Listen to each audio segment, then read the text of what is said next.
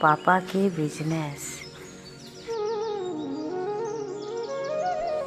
दिल्ली के जाने माने व्यापारी सेठ मनोहर दास जी, उनके एक बहुत खास मित्र थे जानकी दास। अपने व्यापार की हर सलाह वे जानकी दास से लेते थे। जानकी दास को व्यापार की गहरी समझ थी।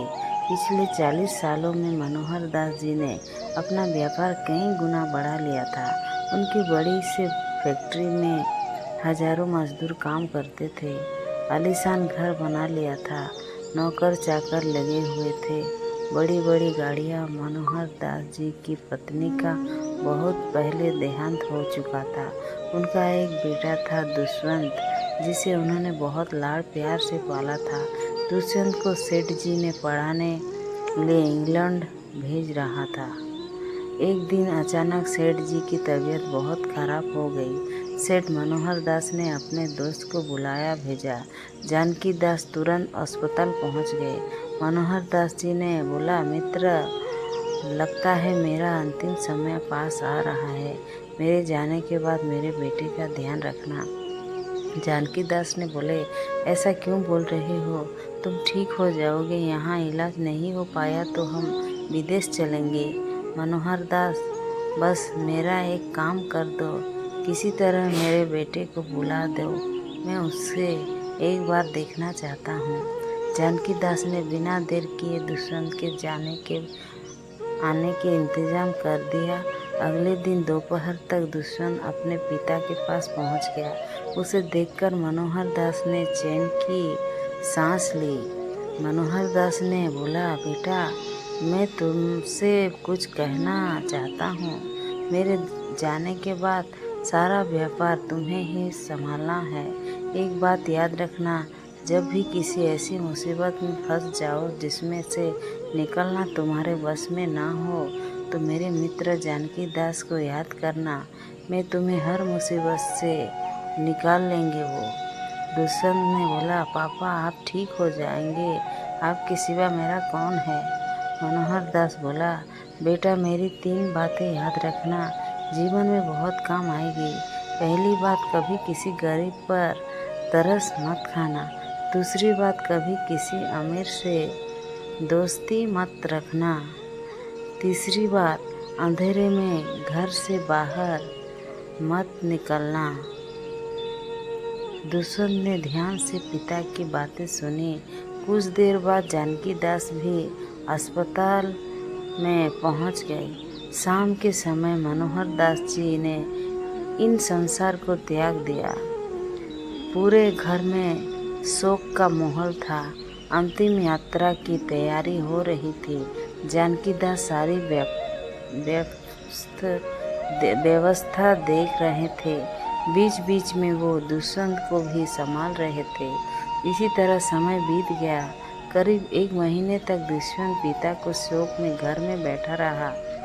एक दिन जानकी दास जी उससे मिलने आए। जानकी दास ने बोले, बेटा, अब तुम्हें तुम्हारा पापा का बिजनेस संभाल लेना चाहिए। उनकी भी यही इच्छा थी।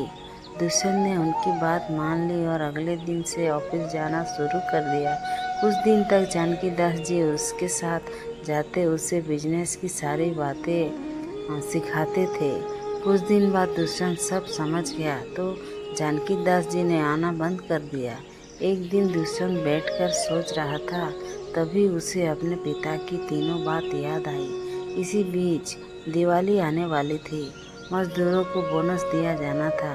मैनेजर फाइल लेकर दुष्यंत के पास पहुंचा। मैनेजर बोला, सर, ये मजदूरों के बोनस की फाइल है। उन्हें हम 1 महीने का बोनस देते हैं। दुष्यंत को याद आया, पापा ने कहा था गरीबों पर तरस मत खाना। दुष्यंत ने बोला, नहीं, किसी को बोनस नहीं मिलेगा। ये काम करते हैं, हम उन्हें सैलरी देते हैं। बोनस ना मिलने से मजदूर भड़क जाते हैं। अब वो बहुत काम करते थे। सब इधर उधर समय बर्बाद कर अपने घर चले जाते थे। इससे काम में घाटा होने लगा। इसी बीच बहुत से व्यापारी जो दुष्यंत की कंपनी से माल लेते थे, वो दुष्यंत से मिलने आते थे। लेकिन दुष्यंत को पिता की दूसरी बात याद थी कि अमीर से दोस्ती मत करना। इसलिए वो उसने ठीक से बात नहीं करता, उन्हें उल्टा सीधा बोलकर भगा देता था, जिससे कंपनी को ऑर्डर मिलने कम हो गया। इसके साथ ही दुष्यंत को रात को कहीं जाना होता तो वो अपने साथ 2-3 लड़के साथ लेकर चलता था, जो बड़े से जनरेटर के साथ रात सजा कर पूरी रोशन लेकर चलते थे। इससे शहर में जमा लग जाता था। घंटों जाम के फंसे रहने से दुष्यंत परेशान हो गया। इसका व्यापार धीरे धीरे घाटे में बदलने लगा। दुष्यंत को कुछ समझ नहीं आ रहा था। एक दिन उसने जानकी दास जी को बुलवाया। दुष्यंत ने बोला, चाचा जी, मैंने पिताजी की तीनों बातें को व्यापार में उतारा, लेकिन मुझे घाटा ही हो रहा है। जानकी दास जी के पूछने पर दुष्यंत ने सारी बात बता दी। जानकी दास ने बोला, बेटा, तुमने अपने पिता की बातों का गलत मतलब निकाल लिया। चलो मेरे साथ। वो उसे एक रास्ते पर ले जाते हैं। कहाँ कुछ गरीब बैठे थे। पास ही में एक आदमी समोसे कचौड़ी बेच रहा था। जानकी दास ने बोला, बेटा, तुम्हारे पापा ने कहा गरीबों पर कभी तरस मत खाओ। इसका मतलब ये है, अगर आज तुम जाकर इन गरीबों में ये समोसे खरीद कर बांट दो तो उन्हें बिना मेहनत खाने की आदत पड़ जाएगी। कल जब तुम्हारी गाड़ी यहाँ से गुजरेगी तो ये इंतज़ार करेंगे कि अब समोसे मिलेंगे। इससे अच्छा है हमें इन्हें काम सिखाना चाहिए, जिससे ये मेहनत करके खा सके, ना कि इन पर तरस खाकर उन्हें भीख देने चाहिए। दुष्यंत ने बोला, ओहो, पापा ने इतनी गहरी बात कही थी, मैं समझ ना सका। अगले दिन दुष्यंत जानकी दास जी के साथ फैक्ट्री गया। वहां जाकर उसने सभी मजदूर से माफ़ी मांगा और उन्हें 2 महीनों की बोनस दिया, जिसके सभी मजदूर खुश होकर मेहनत से काम करने लगे। इसके बाद वो ऑफिस में आकर बैठे। जानकी दास बोला, बेटा, तुम्हारा पिता ने कहा कभी किसी अमीर से दोस्ती मत करना। इसका मतलब था कि व्यापार सबसे करो, लेकिन दोस्ती मत करो, क्योंकि अगर इनसे दोस्ती करोगे तो ये तुम्हारे सारे राज निकलवाएंगे। कहाँ से कच्चा माल लाते हैं, इतने का बनता है, कैसे बेचते हैं, और साथ ही ये तुम्हें बुरी आदत से जैसे शराब आदि की लत लगा देंगे। इसीलिए इसने बचने की कहा। दुष्यंत ने कहा, लेकिन मैंने तो सबको भगा दिया। जानकी दास बोला, तुम चिंता मत करो, सब मुझे अच्छे से जानते हैं। मैं कह दूंगा पिता के जाने के कारण बच्चा दुखी था। कुछ दिनों हम थोड़ा सस्ता करेंगे, माल बचेंगे, सब आ जाएगा। दुष्यंत ने बोला, चाचा जी, आपने मुझे बचा लिया। अब तीसरी बात भी बता दो, मैं शाम कहीं भी जाता हूँ फंस जाता हूँ। जानकी दास बोला, तुम्हारे पिता ने कहा था अंधेरे में घर से मत निकलना।